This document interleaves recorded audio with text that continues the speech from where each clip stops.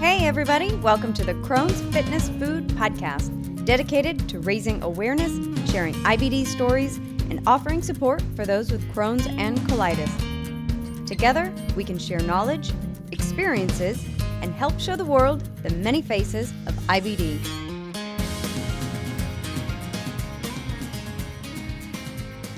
Well, hi everyone. Thank you for joining me today for another episode of the Crohn's Fitness Food Podcast. I'm your host, Stephanie Gish, Crohn's warrior since 2006 and lifelong fitness fanatic. So today, I wanted to take this opportunity to do my second solocast episode and answer some of the most common questions that many of you, my fellow IBD warriors, ask me on either Instagram, through the private DMs, or through my email and blog. If you haven't listened to it, my first solocast was actually the episode I did where I shared my full Crohn's story, and that was episode 6. So today, I'll be answering questions about, well, you guessed it, my favorite topics, which are Crohn's, fitness, and food. So many of the questions that I get center around what a Crohn's diet is, supplementation, working out while fatigued, and medications that I've been on. So I want to go through all of these different topics and questions and answer them just from my experience and hopefully give you guys something to maybe ponder or try for yourself. Maybe it'll help you in your Crohn's journey. So if you like today's episode, please let me know. Go ahead and send me your feedback at crohnsfitnessfood@gmail.com. And if you have some questions that you'd like me to answer on a future solocast episode, send those my way. So go ahead and email me, or like many other people do, go ahead and just send me a DM on Instagram. I'm at crohnsfitnessfood. So without further delay, let's go ahead and jump into today's questions. So the first one, I get a lot of messages on Instagram and through my email of people wanting to know what diet to follow with Crohn's disease.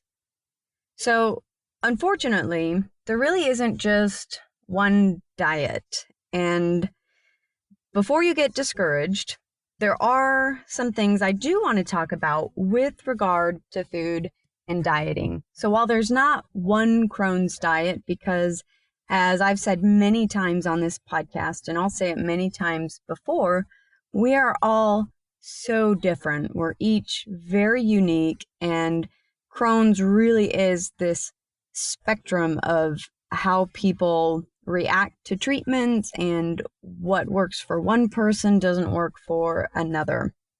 So with that being said, that everyone is different, the first thing I always recommend, and we've touched on it before on a couple of the interviews, but keep a food journal. If you're trying to understand and trying to figure out what diet is going to be best for you, you have to put in the effort, and you have to really go ahead and keep a food journal.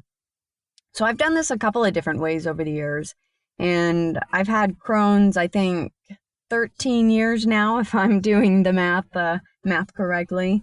And when I was first diagnosed, I just kept it in, the regular steno notebook, the lined paper. I just had a little spiral notebook that I just wrote down all of the food, when I would eat it. And I had a small notebook so I could carry it with me, put it in my purse. And I would write down all the food I ate and any time I had any sort of a symptom. So if I felt bloated a couple hours later, if I was nauseous, if I felt cramping, if there was blood or mucus in my stool, I would write all of that down, and I'd put the time frames and I'd write it down. And so the true beauty of this is that after you do that for a couple of weeks, I think just the fact that you're writing it down, so you're looking for the symptoms, you're recognizing what is happening, you're more aware of what you're eating. And so as you go through this for a couple of weeks, analyzing what you're doing is actually really easy because you've had all these extra triggers to help you remember, from writing things down, just being aware of it, being cognizant of what's happening. And so when you go ahead and, fast forward a couple of weeks and then you look back on what you've been doing, it's pretty easy to just quickly flip through the pages and start looking for some patterns, or maybe a couple of different foods that stand out that are really bad for you. So if you want to use, just a regular old pen and paper, that is probably one of the best and easiest ways to keep a food journal. Just keep it with you. One of the ways I keep my food journal now, because we all love technology and technology is just fantastic. I've tried over the years to use different tools like a Google Sheets, kind of a notebook, or just some different journals to jot things down. And I've never really found anything I liked until I used it's the pro version. So I do have to pay, I think it's about $8 to $10 a month. They charge you by the week. So it's $1.99 a week, but it's an app for your phones, your mobile device. And it's called, now gentlemen, you can still use it too, despite the name, but it is called Life Period Tracker. So yes, it's an app that is designed for women to be able to track our periods and our menstrual cycles. However, gentlemen, like I said, don't get discouraged, because this is actually a really cool app with a lot of features. So tracking your period is, of all the things the app can do, is one of a million things. And so I wouldn't even worry about that. But it is a nice bonus if you are female and you have your cycle, you can track it in there. But what I love about the pro version, because I upgraded maybe less than a year ago, but I finally upgraded to the pro version. And what that did was it allowed me to add my own tags and categories. So the Life Tracker app, it tracks your period, but then you can also track symptoms. And so there's a whole category of just symptoms, and you can track if you're bloated, if you're cramping, and these are obviously designed for a period, but you can use it obviously for Crohn's. I have found it to just be a seamless, beautiful app. So if I ate something and I don't feel good, if I'm bloated, I just open up the health category, and I click, I'm nauseous, I have diarrhea, I have mucus, I'm bloated, and you can just click and enter all that in there. And with the paid version, you can add your own tags. And so I'll add like bloody stool or mucus, things that are not part of the standard life period tags. So it's been a great way. So I track my symptoms, how I'm feeling. I track my weight. I track nutrition. You can go in there and create the foods I eat regularly and over. I just create tags for those. So if I eat 2 eggs, I'll make a little tag for 2 eggs, half an avocado. And so every meal I eat, I just open up the day, I open up the nutrition column, and then I can just click, I had half an avocado, I had half a ribeye, I had 2 eggs. I just click them, and then they're in there and they're saved. I do the same thing with ketones and glucose, because I love tracking things. And so I have a tag set up for my ketones. And so when I test those with the blood strips, I go in, I just click that, and boom, all the information is in there. So obviously, of course, I track my bowel movements, my gut health. I've got tags for all that. I can put it in there. And the really cool part, you guys, is if you're a data nerd or you like to analyze things, which is one thing I like to do, you can actually, this app saves everything. And I have data I've been using it for 4 or 5 years now. So all that data is still in there, despite the fact that I've switched phones and upgraded phones and different things. So I can go in there, I can filter out what I want to see. So I can filter down and say, you know what, I just want to see where my ketones were and what my food and what my bowel habits are. So I can check those things, and then I can choose a time frame, and then I can export it. Once I export it, I can import it into a spreadsheet, and it gives you a great overview of just being able to glance, that nice bird's eye view of being able to scan quickly and look for trends.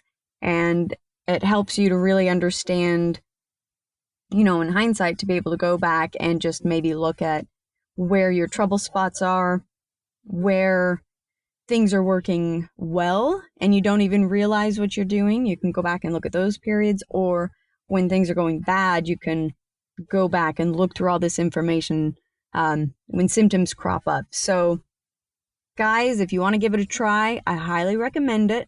Girls and guys, even though it is, yes, a period tracker. So the name is Life Period Tracker, and I'll put it in the show notes so that you guys can link to it if you are curious. But I love that app. I take it everywhere. It's on my phone. Open it up, click what I'm eating. And to this day, 13 years later, I still keep a food journal. And that has been key in helping me really identify what I should and should not be eating for my personal diet. So definitely keep a food journal. And if you're early on, or if you're still having symptoms, or you're just kind of hitting a little bump in the road, the other thing I would highly recommend is to consider doing an elimination diet. Elimination diets, they sound hard, they can be hard, and I've tried a few of them over the years.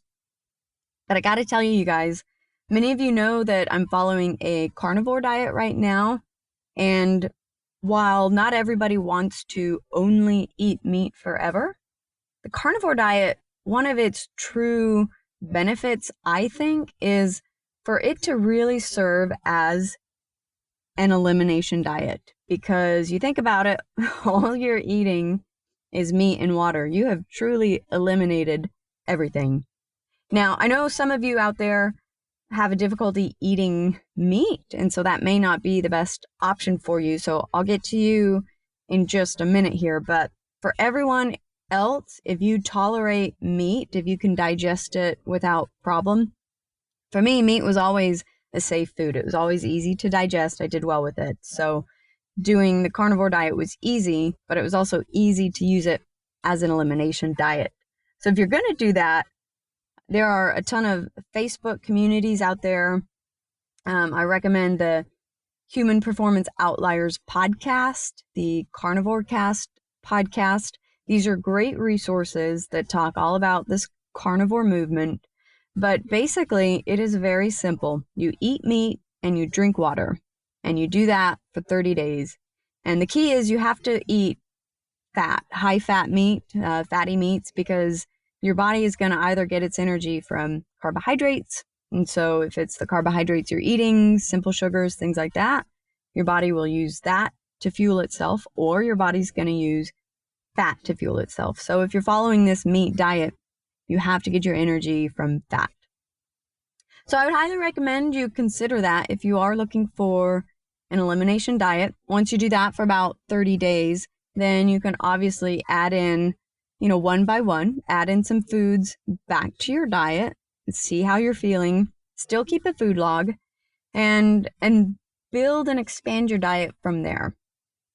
So if you do not want to eat meat, or if you don't tolerate meat, but you still want to consider an elimination diet, there's two that I would recommend, and I've tried both over the years. One is a low FODMAP diet, and the other is the specific carbohydrate diet.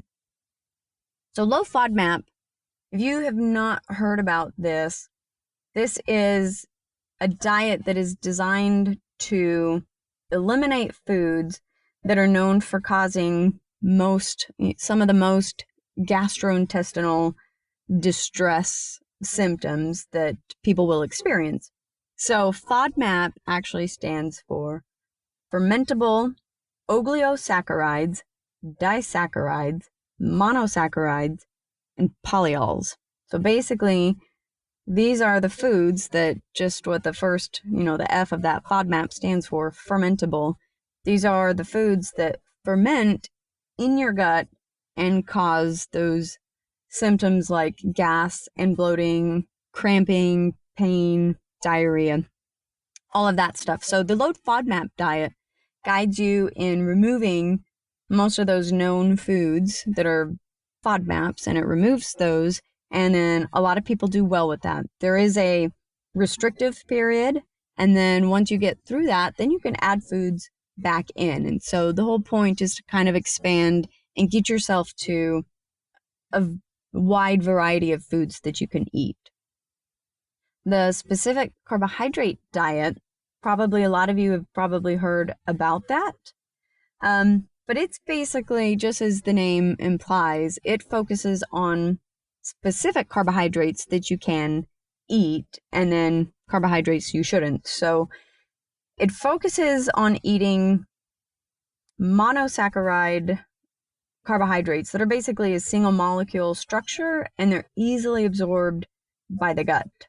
And then it removes the complex carbohydrates that have double molecules and chain molecules for their structure.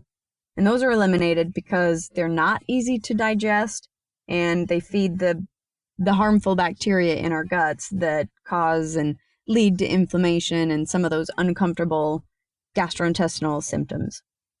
So I said I've tried both of these, and they're great diets if you follow them. For me, maybe some of you can relate to this, but they were hard for me because I have such a sweet tooth that I did it the completely wrong way. And I would try to just jump straight to the dessert section, and I would try to make these elimination diets work for me while I was eating all of the junk. So I would eat these, I'd eat these treats that were made, SCD approved, but they were all of the things that were hard for me to digest, like using, I think, some almond flours and different things. So they might have been approved for that, but I just went straight to the junk. And what I should have done was just focused on the food. And while I say that those two were kind of hard for me because they eliminated so many foods, strangely enough, ironically, when I did the carnivore diet, even though I eliminated everything, which you would think would have been harder, that was actually easier for me. And I think it just comes down to the fact that the meat with the fat and protein is so satiating and so nutritious for your body that your body is not craving nutrients or foods. Your body is not signaling you to crave certain things to get those nutrients. So a few options for you. The food log, and then try an elimination diet. And through those things, yes, they're time consuming, but they are worth it, because through those things, you're going to be able to identify what you really need to remove from your diet and what you should be including in your diet. And everyone is so different, especially with IBD. I mean, I think I've shared before that a girl I used to work with also had Crohn's disease, and it was just so odd because we'd go to lunch and I would eat only meat and she would eat only vegetables. and I ate only meat because that's what I tolerated well, and she ate only vegetables because that's what she tolerated very well. So you've got to put in the work, and you've got to focus on what you can eat. And if you're doing something that is working, or you get to a point that's working, oldest advice ever is if it ain't broke, don't fix it. So that is the long way of describing what I would call a Crohn's diet. So along with what diet to eat, I get a lot of questions about why I eat meat, if I get nutritional deficiencies, and what are some of the starting points for all of the different diets that are out there. So I want to go ahead and I want to break these down, and we'll start with first, why do I eat meat? And I kind of touched on it when I said that I've always been able to tolerate meat. I tolerate meat well.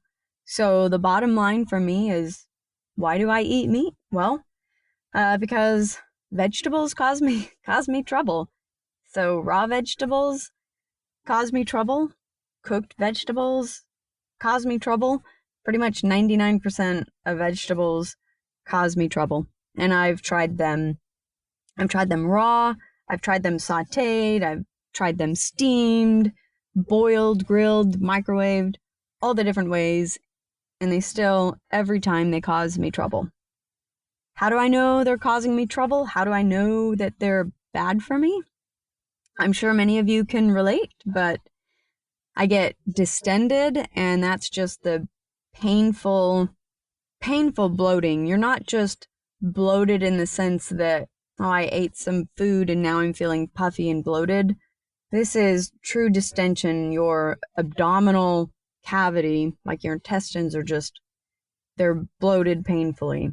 So distension, the pain, cramping, diarrhea, the mucus, all those Crohn's symptoms that we love to hate, all those will come back for me when I start eating vegetables. And so, that being said, it's easy for me to cut them out. That's how I know that they're bad for me. And I've tried, I've tried to eat a lot of different vegetables, because some vegetables I do enjoy the flavor of. I don't think you need to eat vegetables, but I do enjoy some of them, and I know a lot of you enjoy vegetables, and so there's nothing wrong with that. And so I've tried, lettuce is hard on me. I've tried green beans. I've tried Brussels sprouts, cauliflower, zucchini. I've tried a variety, and 99% of them give me trouble. Now, if you're like me and you still want to eat a couple vegetables, but you're focusing on a meat-centered diet, there are a couple of vegetables that I stumbled across throughout this whole journey that I have found are actually a lot easier to tolerate.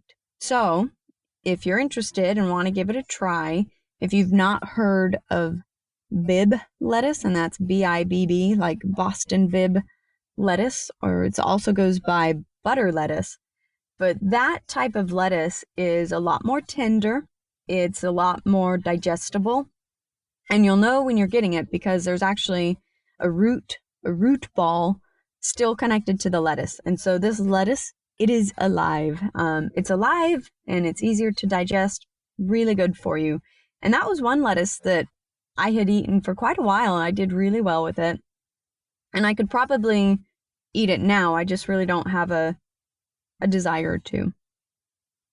Carrots are also another vegetable that I found were easier to digest, and my favorite way to eat them was to boil them. So you can either boil them or put them in a pressure cooker, and that really breaks down the carrot, all of its fibrous connective tissue that a carrot has. So it breaks all of that down, makes it easy to digest. And I like to eat them. I'll boil or I'll pressure cook them, and then I mash them up, stick a little butter in there, sprinkle on some cinnamon, and it's almost like a sweet potato, kind of like a little sweet dessert kind of a thing. But so the carrots are easy to digest. I've found avocados, even though they have fiber in them. I know fiber gives a lot of us trouble, but I've been doing really good with avocados. They're also high in good fats, and so I like that for my diet. And they don't cause me any GI distress, so I keep those on the menu. And then other than that, some sweet potatoes and regular potatoes, I've found those to be easy to digest. And then almonds, if I soak them, I can do okay. And if you want to try a soaked almond, I would take like an ounce of almonds, put them in a jar, put water and sea salt in there, let it soak overnight. And then the next day, you can actually just pop out the almonds, pop them out of their skins, and then you remove that fibrous skin that's hard to digest, and you're left with just the almond. So hopefully that will give you some ideas on how to help shape your diet a little bit better, and a little background on why I don't eat vegetables. But I don't have anything against vegetables, so if you like them and they're doing good for you, then by all means, definitely keep them in. So the next question, after being asked why I eat meat, is kind of naturally, I think, a lot of people will ask, do I get nutritional deficiencies on a carnivore diet? So the short answer is no. And the reason for that is because meat contains nutrients that are more bioavailable than plants. And so they're easier for our body to use. Think of the B vitamins, niacin, vitamin K, A, all of the vitamins are found in meats. There is some debate about whether or not you need to eat organ meats so that you can get, more of like the vitamin C, vitamin A. A lot of those are found in the organ meats. But there is debate because some people don't eat those and they're doing great. Other people do eat them and they swear by them. I figure I eat chicken yolks, and so that's about as organ meat as I tend to get on this diet. But you think about it, and the reason that the nutrients are more bioavailable for humans when you eat meat is think about a cow. And a cow is designed to eat grass. That's the natural diet for a cow. But a cow also has a multi-chambered stomach that is actually a fermentation tank. So a cow will eat grass. Its stomach and intestines, its digestive system literally ferments the plant material that it's eating. And that fermentation process makes the nutrients that are in the plant, makes those nutrients available, more bioavailable for the cow. And so it goes through this whole process of fermenting the food in its stomach. It turns it into the nutrients that it's able to use, and then the cow is healthy. As humans, we do not have a multi-chambered stomach. We do not have a built-in fermentation tank in our GI system. And so that's why a lot of people will recommend you eat fermented food, is because it's already gone through that process. It unlocks those vitamins and minerals that are in there. And so humans, our digestive system is designed to eat meat, and those nutrients that are in meat is readily available for our body to break down and use and help us grow and be strong. So short answer is no. A carnivore diet does not cause nutritional deficiencies. And I would be on the side to argue that I think you actually get more nutrition from a meat-based diet. But with that being said, I do think that those of us who have chronic illnesses and chronic diseases kind of fall into a different category, because I think we with the chronic diseases tend to fall into a category of nutritional deficiency regardless of what we're eating, because if our intestinal tract is inflamed, it's not able to absorb and take in those nutrients the way it's supposed to. Our whole digestive system is off if it's inflamed or ulcerated, and we're not able to digest things the way we're designed to. So I think our diseases can cause nutritional deficiencies for us. And so I do like to supplement, even though I'm on a carnivore diet. Some people say you don't need to, but I like to, because I feel like there are certain things that I'm not getting. So I'll do vitamin D, sometimes the B vitamins, even though there's a lot in meat, some electrolytes and probiotics and different things. So I'll talk about that in just a minute, but the supplementation, but you're the one that's going to know your body the best. And so if you're on a diet and you feel like you have a deficiency somewhere, then that's something that you should definitely kind of seek out and follow a little bit so that you can figure out a good way to solve that. Finding your optimal health, you guys, is not easy, and it definitely takes a lot of work going through this process of food journaling and elimination diets and figuring out the supplements you need, but it is so worth the effort. So I highly encourage you guys to do this. If you don't already know what works for you, then I think that's the path that I would recommend everybody take. So to kind of keep it simple, focus on eliminating the foods that give you trouble, eat the foods you like, and then build out your diet from there. Don't be so dogmatic that you're stuck following one set of rules or one set of, one diet. For example, I say I'm on a carnivore diet, but I eat avocados because I like them. I think they're good for me. And I'm not going to be so dogmatic to say that I'm not able to eat that because of my diet. So other than that, a couple other quick tips, you guys, for just finding the right diet for you in general. And a lot of this is geared towards those who are maybe newly diagnosed, or people. I get a lot of questions from people who are maybe on the brink of being diagnosed, because we know that Crohn's and ulcerative colitis, there can be a long period of time, and I'm, not just months, but it can be years before we get an official diagnosis. And so I've had a lot of people who are in that category reach out to me with some of these diet questions. So if you're newly diagnosed, or if you're falling into that category, or you just haven't honed in on your diet yet, then those are my general recommendations, and a couple little extra tips to go with that, just to keep it simple. I think we all know this to be true, but sometimes have a hard time following it. We have to remove the junk.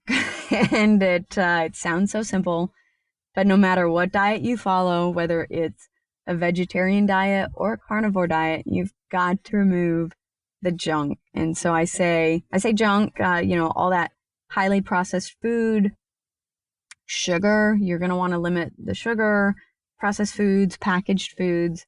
At the very least, if you don't eliminate it, at least try to cut back and try to moderate it. So also avoid processed and refined vegetable oils. The vegetable oils are really highly inflammatory. And when you already have an inflammatory bowel disease, you don't need to eat foods that are going to increase inflammation. So I'm talking about oils like canola oil, sesame oil, soybean oil, things like Crisco, those highly refined and processed oils. On the flip side, you do want to eat good, healthy fats. Our bodies do need fat. There are essential fatty acids that we only get from fat that our bodies need. So I highly recommend eating things like flax oil, natural animal fats, preferably from grass-fed animals, some avocado oil, olive oil, coconut oil. So make sure you're getting some good fats in there. Eat real whole food. So we're going to avoid the junk as much as you can and focus on eating those real whole foods. So whole vegetables, fruits, those meats. Just stay away from anything that's processed. And then also make sure you're getting some good quality protein. The amount you need is going to vary depending on your personal needs and your personal preferences. If you have healthy kidneys, there is no upper limit to how much protein you can eat. Protein is safe as long as you've got healthy kidneys. And we do need a certain amount of protein. So animal proteins are the most complete form of protein. It's got, when it breaks down into the amino acids, so all of the building blocks that our bodies need. So make sure you're getting protein. And then other than that, just keep it simple, guys. Keep tracking what you're eating. Me personally, my diet has changed over the 13 years, but personally right now, I like to stay in a state of ketosis. So I do follow a ketogenic diet. And I do that because there is a lot of research and a lot of information out there that shows a ketogenic diet to be anti-inflammatory. It's shown to lower inflammation. So I figure, why not do it? If it's, if there's a chance it's going to help, then I'll go ahead and do it. And then it also gives me really good mental clarity. It keeps my energy really stable, even though I have been fatigued over the last couple months. I think being on a ketogenic diet has really helped me have a sustainable level of energy, and I just enjoy it.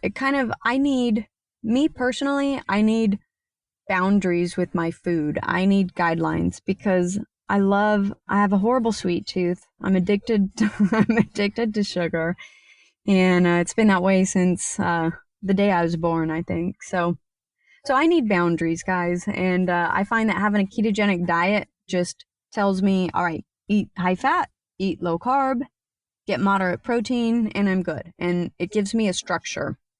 So if you're like me and you need some structure with your diet, then I highly recommend that you find one, whether it be ketogenic or not, but just find one that gives you the right amount of boundaries that you need to keep you in line with it and hopefully improve your gut health. So just before I completely bore you guys with food, I have just a couple more quick food-related questions that a lot of people ask me. If you scroll through my Instagram page, then you are definitely going to see some wine, and you are definitely going to see some coffee. I am both a coffee addict and a wine lover. Thanks to my husband, I am slowly but surely, I am turning into a wine snob. And I think I've already reached that point, but I'm one of those where I learn just enough to be dangerous. And so I let Jeff learn all the technical information about the wine, and I just tend to learn which ones I like, which has definitely gone up in price as he has turned me on to some incredible fine wines. So I digress. Because I do drink wine and coffee, a lot of people will ask me, don't wine and coffee make your IBD worse? And for a lot of people, it does. So for me, with regard to alcohol, I have found that anything sweet, so the sweet drinks, sweet mixed drinks are going to give me trouble, anything that has a lot of sugar. And so when it comes to wine, I stay away from the high sugar wines. And those are things like a Moscato or a dessert wine, like a port. Those are all very high in sugar. So I avoid those. If I have too much wine, I'll get into trouble. So I really have to be careful, and I moderate how much wine I have. I've found that I can do 1, maybe 2 glasses, and I'm okay. If I start having more than that, then the next day I'm going to have loose stools, I'm going to have mucus, I'm going to have bloating. It's not going to be good. So I do have to moderate it, which is why another reason I like wine is because it's a drink that is made to be sipped. And so you drink it slowly, and that 1 glass I'm allowed to have will last. It actually lasts me a couple hours. So I don't get drunk from it. It's just relaxing. It's more of just a therapeutic behavior I like. So I do drink wine, but not too much, moderate, and low sugar. Similarly with coffee, as long as I don't drink too much of it, I do well. So the caffeine can cause people problems, especially with IBD. And so I will have 1 large cup in the morning. So it's more like, if a cup of coffee is 8 ounces, my morning cup of coffee is more like 16 ounces. So it's technically it fits into 1 coffee mug. So it's a cup in that sense, but it's more like, 2 actual cups, 2 8-ounce cups. I'm drinking about 16 ounces in the morning. And if I stick with that, then I do fine. My body can tolerate that. I do not put dairy in it. I've noticed that if I drink cream these days, that will give me cramping and bloating. And so I have to stay away from that. No dairy. But I do put ghee and MCT oil in my coffee. So if you're familiar with the bulletproof style of coffee, you basically you'll put in, the bulletproof coffee says like 2 tablespoons of butter, 2 tablespoons of MCT. That's a lot of oils in a coffee cup. So my coffee is about 16 ounces of actual coffee. And then I'll do 2 teaspoons of MCT oil, 1 teaspoon of ghee, or I might just do 1 tablespoon of ghee total. And then I put it in a little NutriBullet blender, and I just blend that up. And if you've seen my pictures on Instagram, then you'll see that I do get a really nice kind of a foam, a nice frothy coffee. And I absolutely love it. I have a blender that I will take on vacation, and I will make my blended coffee on vacation even. So that's the short answer of, does wine and coffee give me trouble? They can. So as we start to move away from food here, hopefully I haven't bored you guys too much. I hope I'm giving you some good information. But if you like to read, there are 2 books that I would highly recommend. And I read these years ago, but I love them. One book is called Life Without Bread, and it's by, there's 2 authors, Christian B. Allen, who's a PhD, and Wolfgang Lutz, who's an MD. And it's kind of an older book. I think I read it in the early 2000s, but it's basically how it talks about how a low carb diet helps to treat diseases like heart disease, GI disorders like Crohn's and ulcerative colitis. And it has, what I love about it is because the author, Wolfgang Lutz, who's a doctor, he's a physician, he has a ton of case studies and information from his practice about Crohn's and ulcerative colitis patients, and shows the data and how they've progressed and how he's followed this data over the years. So if you're interested in low carb, he really recommends 72 grams of carbs or less a day. And then the book has a ton of great information about how your body utilizes energy, how it creates energy, utilizes energy. Talks about vitamins, minerals, and some of the cofactors that we can only get from animal sources. Also emphasizing a low carb diet there. And then the second book I would recommend is Breaking the Vicious Cycle. And that is written by Elaine Gottschall. And it's all about the specific carbohydrate diet. So basically, Elaine, in 1958, she put her 8-year-old daughter who had ulcerative colitis onto this specific carbohydrate diet that was developed by Dr. Haas. And after a couple years, her daughter went into remission, and she stayed healthy for about, the next 20 years after that. So it's a great book about teaching you which carbohydrates you can eat, what you should stay away from, what you should avoid. It can be time consuming, and it is very specific. So if you're not up for the task, I wouldn't recommend it. But if you're willing to make the sacrifice and follow it, it's a lot of people find great relief with the specific carb diet. And you can go to the website, which is breakingtheviciouscycle.info, and there's a ton of information about how to do the diet, a lot of great recipes, how to get started. So a couple of great resources for you there. So the next thing that a lot of people will ask me, because if you've been following, you know that I'm off medications. So I get people who ask me how I got off medication and how I'm staying off medication.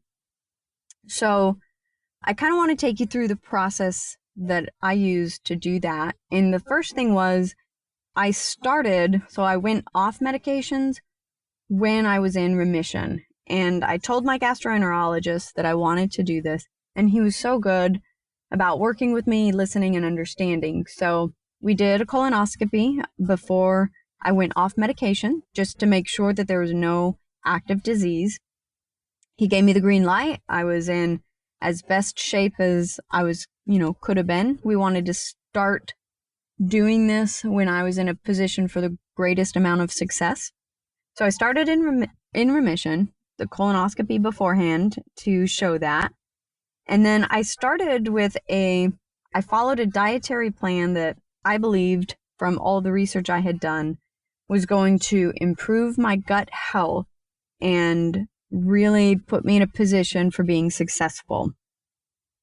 The tricky part is that if you go off medications and you find a diet that's working, you have to stick with it. So there is no cheating, because you start introducing those foods again. And for a lot of us, for me, the symptoms come back. And so I did that eventually, and I had to go back on medication, but then I later came back off again. So if you're not willing to watch your diet like a hawk and sacrifice a lot of foods that regular people are eating, and if you're not willing to be so regimented and disciplined about the food, then I would not recommend that you come off your medication, because it is, you guys, it is a struggle. And I watch Jeff, I watch him eat ice cream and brownies and cookies and all these foods that,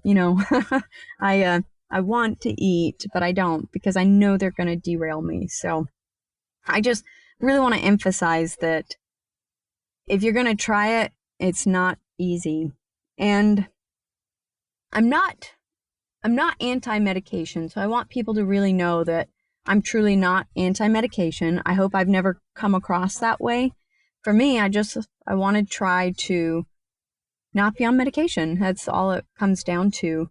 And so part of me, I may have mentioned this before, but part of me wonders if I'm doing the right thing. I don't know, because, maybe I've got low-lying disease that is not being caught or noticed. Maybe it's going unnoticed, and not taking medication is perhaps setting me up for failure later. I don't know. But I feel okay right now, so I'm going to run with it. And if my Crohn's gets to a point where it's really bad and acting up and I have to go back on medication, then I will. So I am I feel very lucky that I live in a country where I have access to this medication, and I know that it's just going to take one phone call to my doctor and I can go back on whatever it is I need to. So I say that with, a word of caution. And I've done different diets as I've gone off the medications. The first one was a highly fermented diet. I'm now doing a carnivore diet.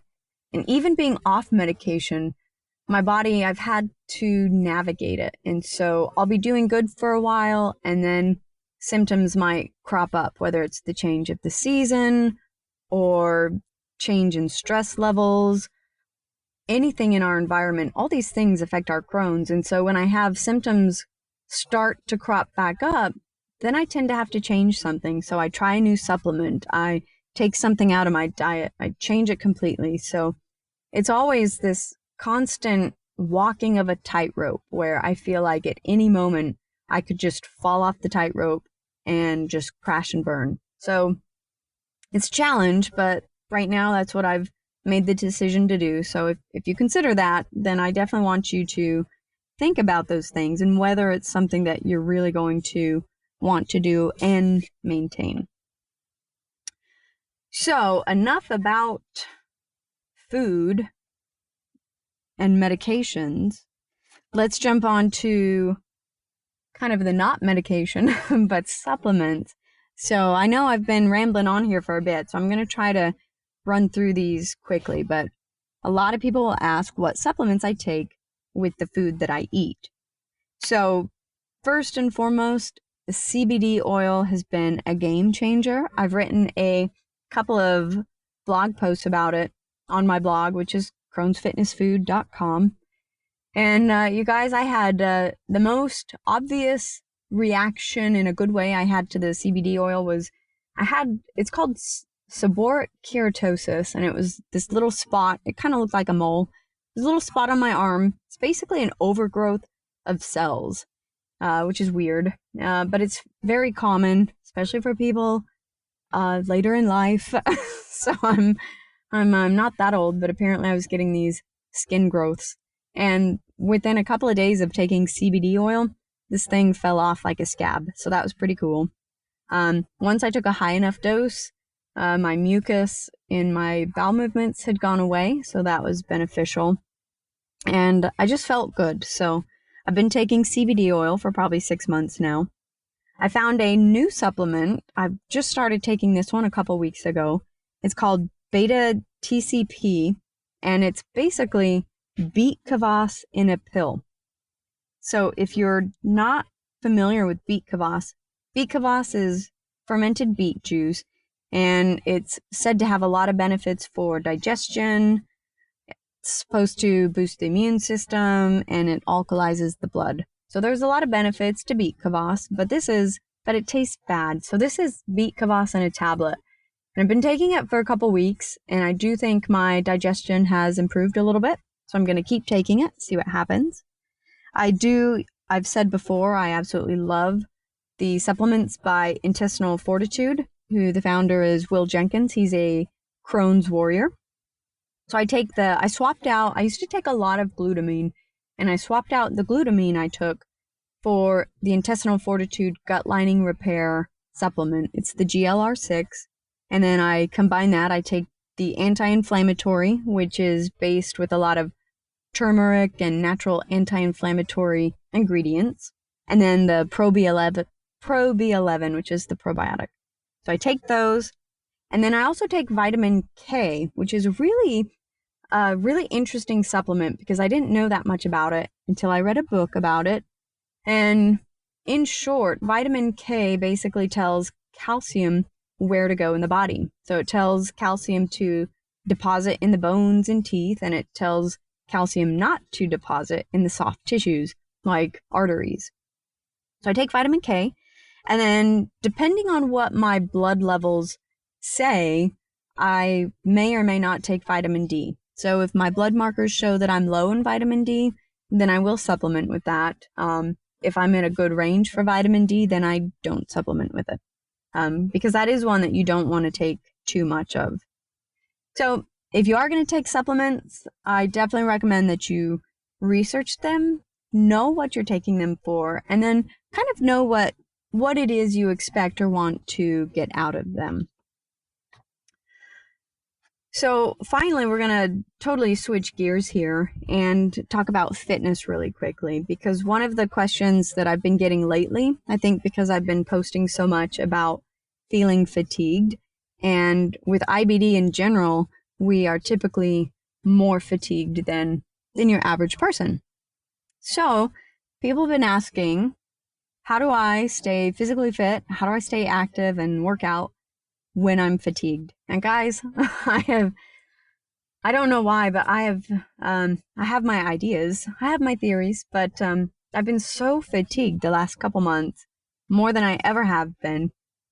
And so I have completely changed my workout routines. I love working out in the gym. I used to work out for an hour at a time. But I'm getting older. I like to drink wine. I like to relax. So I don't want to spend that much time in the gym.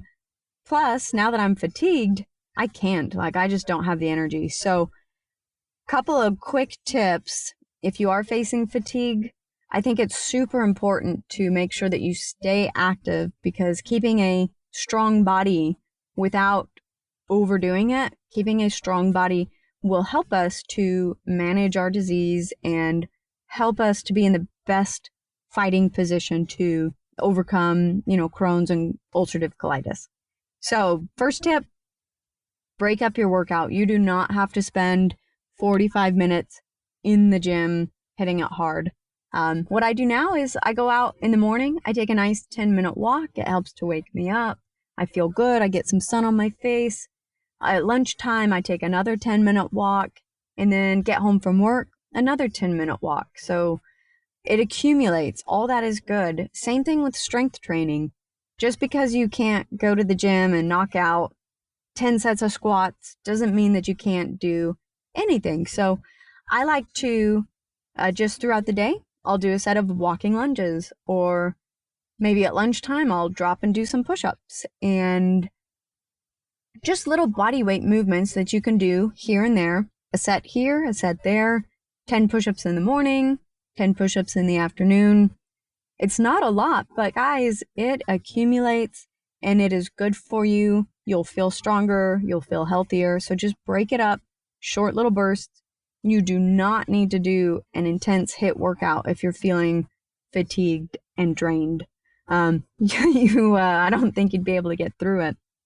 And I've been kind of being careful. Some days I feel better than others, and so maybe while I've been feeling fatigued. So if I'm fatigued but I'm doing pretty good, then once a week I might go ahead and do a full body workout where I go to the gym, spend 20-30 minutes working out, and then that'll be it. And then the rest of the week I just do some walking, throwing a couple sets of push-ups and some lunges, and that's been really working great for me. So I definitely recommend that. Do some low impact stuff, yoga, stretching, some body weight holds like planks or headstands. Those are all great movements. It keeps your body active without draining you and really running yourself into the ground. So just listen to your body. I know that it can be hard, but listen to your body and know when you're tired, but you feel okay to do some movement. Know how that feels versus when you're tired and just exhausted and doing movement is going to run you farther into the ground.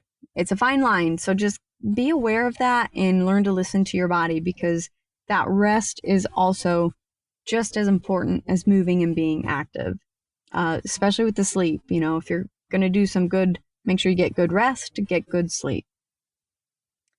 So the last question of the day, very Crohn's and ulcerative colitis related, is also about fitness, but I had someone ask me, how do I avoid bathroom issues when working out?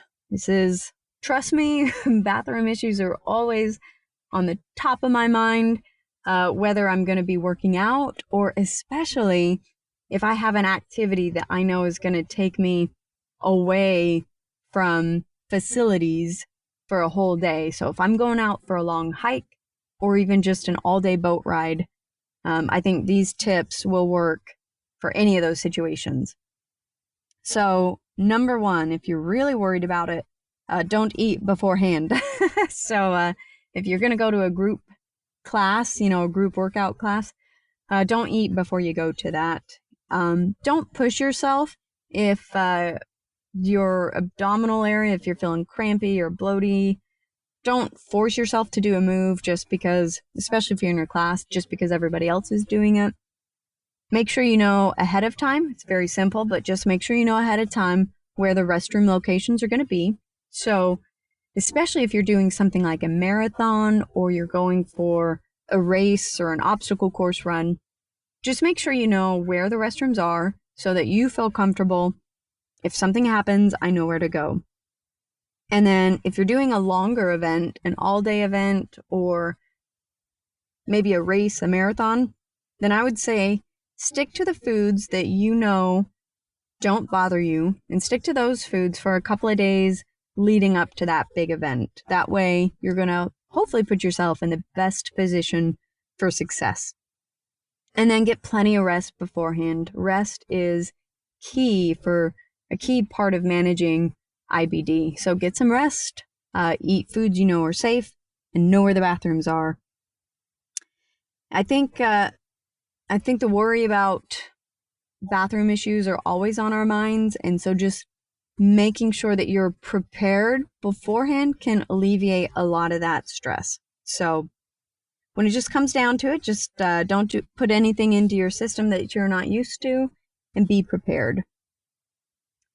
So guys, we are right at about an hour, and I don't usually talk this much, so I feel like I'm about to lose my voice, but I made it through, and that wraps up the top questions that other Crohn's and ulcerative colitis patients ask me about my Crohn's. And so I hope you enjoyed, I really hope you enjoyed this solo cast with some of these top asked questions. And if you did enjoy it, be sure, like I said in the beginning, just be sure to send me an email or leave a review on whatever platform you listen to this podcast.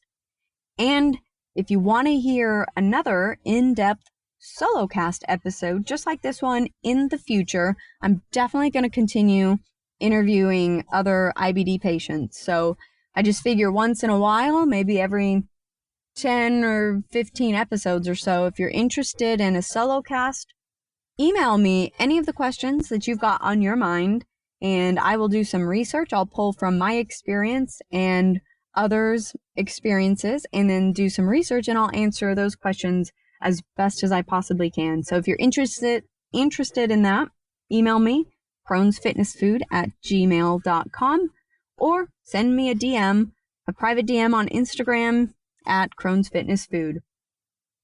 All right, guys, that wraps up another podcast.